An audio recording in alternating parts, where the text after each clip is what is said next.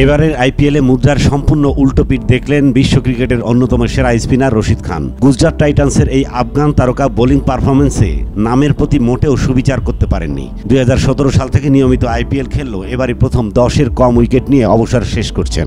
গতকাল শুক্রবার আইপিএল থেকে গুজরাট টাইটান্সের বিদায়ের ম্যাচে বিব্রতকর রেকর্ড গড়েছেন রশিদ। মুম্বাই ইন্ডিয়ান্সের বিপক্ষে এলিমিনেটর ম্যাচে 20 রানে হেরেছে শুভগান গিল নেতৃত্বাধীন গুজরাট, যেখানে আগে ব্যাট করতে নেমে রোহিত শর্মার ঝড়ে 228 রান তোলে মুম্বাই। সেই লক্ষ্য তারায় গুজরাট 208 রানে থেমেছে। প্রথম ইনিংসে তাদের পক্ষে 4 ওভার করে রশিদ ছিলেন উইকেট শূন্য, পাশাপাশি তিনি 31 রান খরচ করেছেন। অর্থাৎ এলিমিনেটরের মতো বড় ম্যাচে দলকে তেমন সহায়তা করতে পারেননি সেরা এই লেগ স্পিনার।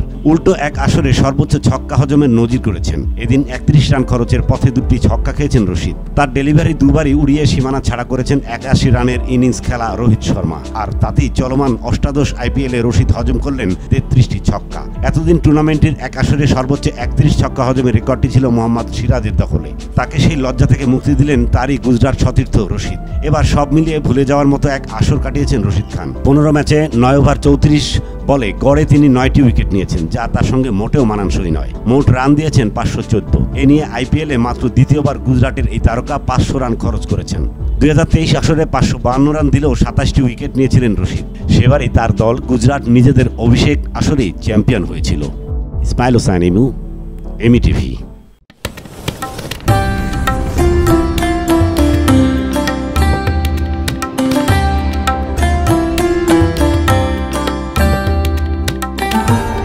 এমইটিভি, স্বাধীন বাংলার স্বাধীন কণ্ঠ।